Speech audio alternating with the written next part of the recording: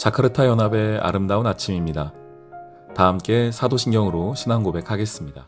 전능하사 천지를 만드신 하나님 아버지를 내가 믿사오며 그 외아들 우리 주 예수 그리스도를 믿사오니 이는 성령으로 잉태하사 동정녀 마리아에게 나시고 본디오 빌라도에게 고난을 받으사 십자가에 못 박혀 죽으시고 장사한 지 사흘 만에 죽은 자 가운데서 다시 살아나시며 하늘에 오르사 전능하신 하나님 우편에 앉아 계시다가 저리로서 산자와 죽은 자를 심판하러 오시리라.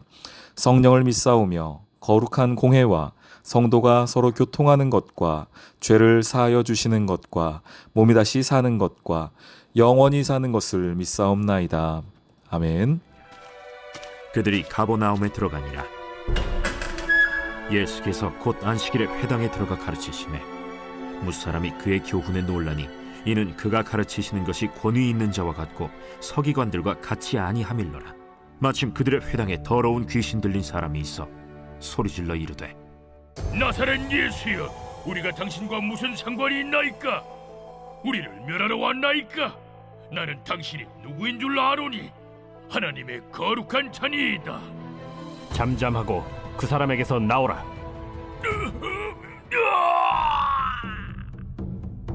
더러운 귀신이 그 사람에게 경련을 일으키고 큰 소리를 지르며 나오는지라. 다 놀라 서로 물어 이르되 이는 어찌미냐? 권위 있는 새 교훈이로다. 더러운 귀신들에게 명한즉 순종하는도다. 예수의 소문이 곧 온 갈릴리 사방에 퍼지더라. 회당에서 나와 곧 야고보와 요한과 함께 시몬과 안드레의 집에 들어가시니 시몬의 장모가 열병으로 누워있는지라. 사람들이 곧 그 여자에 대하여 예수께 여짜온대 나아가사 그 손을 잡아 일으키시니 열병이 떠나고 여자가 그들에게 수종드니라. 저물어 해질 때에 모든 병자와 귀신 들린 자를 예수께 데려오니 온 동네가 그 문 앞에 모였더라. 예수께서 각종 병이 든 많은 사람을 고치시며 많은 귀신을 내쫓으시되 귀신이 자기를 알므로 그 말하는 것을 허락하지 아니하시니라. 샬롬, 자카르타 연합의 아름다운 아침입니다. 오늘은 마가복음 1장 21절부터 34절까지의 말씀을 함께 나누도록 하겠습니다. 오늘 예수님께서 이제 본격적으로 사역을 시작하십니다.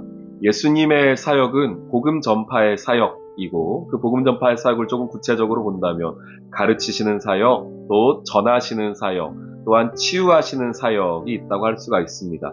오늘 말씀해 보니 예수님께서 그 두 가지를 함께, 세 가지가 함께 다 있다고 볼 수도 있겠네요. 예수님이 가르치시기도 하시고 또한 사람들을 치유하시고 고치시는 장면들도 함께 볼 수가 있습니다. 오늘 말씀 함께 보겠습니다. 21절 말씀에 그들이 가버나움에 들어가니라 말합니다. 그들은 예수님이 방금 그 앞에 불렀던 제자들이고 가버나움은 갈릴리 지역에 있는 도시입니다. 나사렛과 그리 멀지 않은 곳이에요. 그러니까 아직까지 예수님의 주활동 무대가 갈릴리 땅인 것을 우리가 알게 됩니다. 그리고 들어가셨는데 어딥니까? 예수께서 안식일에 회당에 들어가셨다고 이야기하고 있습니다. 안식일에 회당에 가신 이유는 무엇입니까? 그곳에서 하나님의 말씀을 가르쳐 주기 위함이었습니다. 당시에는 성경이 따로 없었습니다. 개인이 성경을 갖고 있을 수가 없었습니다. 그래서 성경은 두루마리 형태로 해서 회당에 보관되고 있었습니다. 그리고 회당에서는 매 주일마다, 그러니까 매 안식일마다 정하여진 본문을 쭉쭉쭉 읽어가는 것이 일반적인 관례였습니다. 물론 읽는 사람들은, 그 낭독하기 원하는 사람들이 읽을 수는 있었습니다. 그런데 아무 본문이나 자기가 정하여서 읽을 수는 없는 상황이었습니다. 그 이야기가, 오늘의 이야기가 누가복음 4장에 등장을 하는데요. 함께 같이 가볼게요.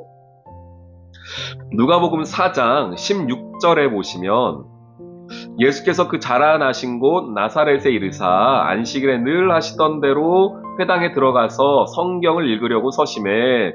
이것까지는 매우 자연스러운, 당시의 유대인들이라면 누구나 알 수 있고 할 수 있는 그런 겁니다. 그 말씀이 정해져 있고 그날 주일에 안식일에 내가 오늘 말씀 읽겠습니다 라고 회당장에게 이야기하면은 그날의 본문을 회당장이 찾아가지고, 지금처럼 책이 아니니까요, 그 두루마리로 되어 있는 그 부분을 찾아서 그 사람에게 전달을 해줍니다. 그러면 그 사람이 읽는 거예요. 17절 같이 보세요. 누가복음 4장 17절입니다. 선지자 이사야의 글을 드리거늘 이란 표현이 있죠. 이게 그 얘기예요. 회당장이 본문을 찾아서 오늘 읽을 사람에게 전해준 겁니다. 그리고서 성경을 읽었는데 어디였는가? 이사야 61장이었다는 겁니다. 그날 마침 읽어야 될 본문이 이사야 61장이었다는 거예요. 주의 성령이 내게 임하였으니 이는 가난한 자에게 복음을 전하게 하시려고 내게 기름을 부으시고 나를 보내사 포로된 자에게 자유를, 눈먼 자에게 다시 보게 함을 전파하며 눌린 자를 자유롭게 하고 주의 은혜의 해를 전파하게 하심이라 라고 하는 이사야 말씀, 61장 말씀을 예수님이 그날 마침 이 본문이어서 그것을 읽은 겁니다. 그리고 나서 사람들이 이제 그 말씀을 딱 읽어 난 다음에 다시 이제 그 말씀을 회당장에게 전해 주었죠. 그리고 나서 예수님이 이렇게 말합니다. 21절에 이에 예수께서 그들에게 말씀하시되 이 글이 오늘 너희 귀에 응하였다라고 말씀을 하세요. 무슨 얘기입니까? 이 말씀이 오늘 너희에게 보여졌다. 이 말씀이 너희에게 왔다, 나타났다, 이런 겁니다. 글이 나타났다는 거예요. 책이 나타났다는 겁니다. 말이. 무슨 이야기입니까? 내가 이 말씀의 주인공이다라는 거예요. 어떤 말씀이요? 다시 보세요. 성령이 임하시면 가난한 자에게 복음을 전파하게 하시는데 그 복음이란 게 뭐냐? 기름 부음 받은 자가 보내시는데, 기름 부음 받은 자를 보내시는데 포로된 자에게 자유를, 눈먼 자에게 다시 보게 함을, 눌린 자에게 자유를 주는 기름 부음 받은 자, 누구요? 메시아 그리스도가 오는데 오늘 그 말씀이 너희에게 응하였다라는 겁니다. 우리 다시 마가복음으로 돌아볼게요. 마가복음 이런 구체적인 얘기들을 잘 안 해요. 그냥 가르쳤다라고만 합니다. 이 얘기를 듣고 사람들의 반응을 보십시오. 오늘 다시 본문 돌아와서 마가복음 1장 22절 말씀에 무사람이 그의 교훈에 논란이 이는 그가 가르치는 것이 권위 있는 자와 같고 서기관들과 같지 아니함이라 하는 겁니다. 이 그리스도가 왔다라는 이 말씀을 듣고 사람들 가운데에 이제 동요가 일어나기 시작합니다. 여러분 삶에 이 세상이라고까지 표현해도 괜찮을 거라고 저는 생각합니다. 내 삶에, 여러분 삶에, 이 세상에 가장 큰 동요를 일으키고 가장 놀라운 소식이 무엇인가를 생각해 보면은 바로 예수 그리스도에 대한 이야기입니다. 예수 그리스도의 구원에 관한 이야기이며 그의 십자가의 이야기입니다. 그 이야기가 사람을 바꿉니다. 제가 그렇게 해서 바뀐 사람입니다. 여러분도 그러시지 않나요? 이 세상에서 좋은 정치가, 좋은 철학, 그것들이 아예 쓸모없는 것은 아니겠으나 그러나 본질적으로 무언가를 바꾸길 원하고 무언가가 놀라울 만한 어떤 변화를 바라길 원한다면 분명히 무엇이 필요하냐면 예수 그리스도 십자가 하나님의 그 복음의 소식이 필요합니다. 오늘 사람들이 그걸 경험한 거예요. 그 전까지 그들이 왜 이사야 말씀을 안 읽었겠습니까? 그런데 그 말씀이 무엇과 연결이 된 겁니까?